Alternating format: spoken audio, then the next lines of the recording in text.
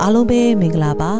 Residuality ဖတ်ကြားခြင်းအစီအစဉ်ကနေအရောက်စီတိုင်းကိုအသစ်တစ်ပံလှိုက်လှဲနေထွေးစွာဖြင့်ပြန်လည်ကြိုဆိုလိုက်ပါတယ်ဒီကနေ့ကတော့2026ခုနှစ်မေလ10ရက်နေ့တနင်္ဂနွေနေ့ဖြစ်ပါတယ်ဒီကနေ့ခွန်အားရွယ်ရွေးချယ်ထားတဲ့ခေါင်းစဉ်ကတော့ဖျားပေးသောအရာများကိုပင်ကျွန်ုပ်တို့ဟောပြောကြ၏ရွေးချယ်ထားတဲ့တမန်ကျမ်းပိုက်ကတော့တစ်ကောခန်းကြီးနှစ်ခန်းငယ်7ငါတို့သည်လောကီဝိညာဉ်ကိုမခံရကြ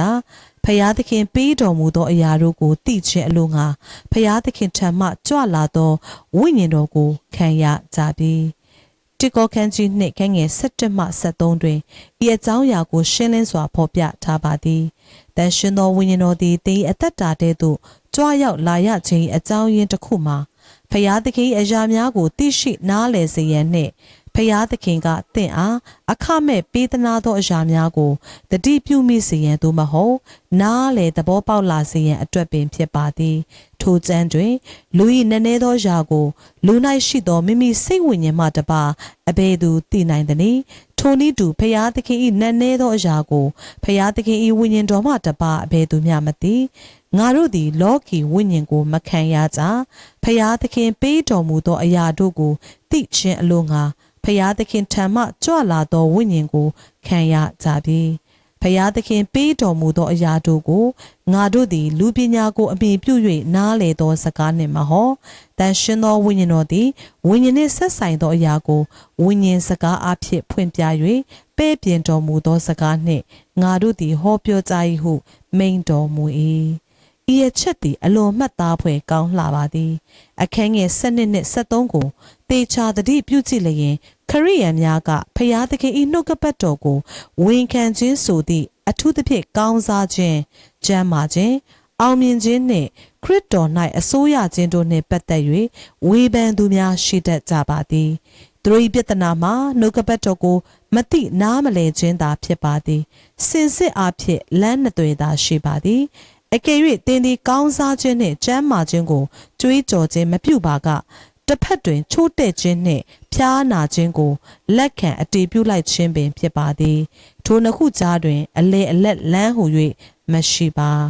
သုံးယောခန်းကြီးတေခန်းငယ်နှစ်ကဖျားသခင်သည်သင်၏တဦးချင်းစီ၏ပြည့်စုံသောကြွယ်ဝချမ်းသာခြင်းသင်၏ရုပ်ဝတ္ထုပစ္စည်းကြွယ်ဝမှုနှင့်စိတ်ဝိညာဉ်ကြွယ်ဝမှုနှစ်ခုစလုံးကိုအလိုရှိကြောင်းသက်သေပြနေပါသည်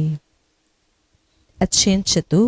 သင်စိတ်နှလုံးသည်ကောင်းစားတဲ့ကဲ့သို့သင်သည်အရာရာ၌ကောင်းစားခြင်းနှင့်ကျမ်းမာခြင်းရှိမည်အကြောင်းငါဆုတောင်း၏တန်ရှင်သောဝိညာဉ်တော်သည်ခရစ်တော်၌သင်ရရှိထားသောဤအံ့ဩဖွယ်ကောင်းသောအမွေအနှစ်များနှင့်မိသူမိဝါဖြစ်သည်ဟုသောအမှန်တရားများကိုဖော်ပြပေးယုံသာမကထိုအရာများကိုမိကဲ့သို့ပြောဆိုကြေညာရမည်ကိုလည်းသင်ကြားပေးပါသည်ခရိယန်ဘာသာသည်နှုံးမွက်ကြေညာသူများဝန်ခံပြောဆိုသူများအတွက်ဖြစ်ပါသည်အကယ်၍ဖျားသခင်ပေးသနာတော်မူသောအရာများကိုသင်သည်ထုတ်ဖော်မပြောဆိုပါကကျမ်းစာ၌ဖော်ပြထားသည့်အတိုင်းခရိယန်အသက်တာကိုလက်တွေ့ကျင့်သုံးနေခြင်းမဟုတ်တော့ပေကျွန်ုပ်တို့သည်မိမိတို့၏အမွေအနှစ်များကိုထုတ်ဖော်ပြောဆိုကြပါသည်မိမိတို့မိသူမိဝါဖြစ်သည်ကိုကြေညာကြသည်မိမိတို့ပိုင်ဆိုင်သောအခွင့်အရေးများကိုဝန်ခံကြသည်ခရစ်တော်၌ကျွန်ုပ်တို့တွင်မြည်သည့်အရာရှိပါသည်ကျွန်ုပ်သည်မိကဲ့သို့သောသူဖြစ်သည်ဟုသောအချက်ကိုရဲရင်စွာကြွေးကြော်ကြသည်၎င်းမှာအောင်မြင်ခြင်းအခြေခံမူပင်ဖြစ်ပါသည်ဖျားသခင်မိန့်တော်မူချက်အတိုင်းလိုက်လံပြောဆိုခြင်းဖြစ်ပါသည်ကိုယ်တော်တိုင်မိန့်တော်မူသည်ဖြစ်၍ငါတို့သည်ရဲရင်သောစိတ်နှင့်ပြောဆိုကြသည်ဟေဘရဲခန်းကြီး73အခန်းငယ်9မှ6ဖျားသခင်၏မိန့်တော်မူချက်များကိုသင်ကဆက်လက်၍မွဟပြောဆိုနေမည့်အခါဖျားသခင်၏နိုင်ငံတော်နှင့်ဆိုင်သောအမှန်တရားများသည်သင်အသက်တာ၌ထင်ရှားလာမည်ဖြစ်ပါသည်ထို့ကြောင့်သင်အောင်မြင်ခြင်းကိုကြေညာပါသင်အုပ်စိုးရခြင်းအခွင့်အာဏာကိုအတည်ပြုပါသင်ကြွယ်ဝချမ်းသာခြင်းနှင့်ကျမ်းမာခြင်းကိုထုတ်ဖော်ပြောဆိုပါနှုတ်ကပတ်တော်ကိုရဲရင်စွာပြောဆိုပြီးသင်အသက်တာသည်ဘုန်းတော်တစ်ခုမှတစ်ခုသို့တိုးတက်ပြောင်းလဲသွားသည်ကိုစောင့်ကြည့်ပါဟာလေလုယာ ဒီကနေ့အတွက်ထရွေးလိလာရန်တမချမ်းပိုက်များကတော့တစ်ကောခန်းကြီးနှစ်ခဲငယ်17မှ73နှစ်ရောမခန်းကြီး30ခဲငယ်10တို့ဖြစ်ပါတယ်အခုဆက်လက်ပြီးတော့ဆုတောင်းခြင်းကိုကျမရဲ့နောက်ကနေစိတ်နှလုံးအကျွင့်မဲ့ဖြစ်ကျေးဇူးပြုပြီးတော့လိုက်ဆိုပေးပါချစ်တော်မူသောအဖကိုရောရှင်ကကျွန်ုပ်အားအခမဲ့ပေးသနာတော်မူသောအရာများကိုတွင်တင်ပြသပေးသည့်တန်ရှင်သောဝိညာဉ်တော်အတွက်ကျေးဇူးတင်ပါ၏အကျွန်ုပ်၏နှုတ်သည်ကိုရောရှင်နှုတ်ကပတ်တော်နှင့်ပြည့်စုံလျက်ရှိပြီး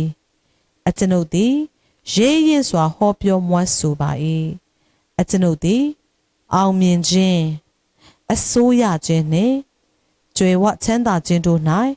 ရှောက်လန်းလျက်ရှိပြီးကျွန်ုပ်၏အသက်တာသည်ယေရှုခရစ်တော်၏နာမတော်အားဖြင့်ဘုန်းတော်တစ်ခုမှတစ်ခုသို့ပြောင်းလဲတိုးတက်လျက်ရှိပါ၏သခင်ယေရှုခရစ်တော်၏နာမတော်မြတ်၌အာမင်ဒီကနေ့ဖတ်ရှုသွားသော Restoration အားဖြင့်အရောက်စီတိုင်းခွာရမယ်လို့ယုံကြည်ပါတယ်အရောက်စီတိုင်းကိုဖခင်သခင်ကောင်းချီးပေးပါစေ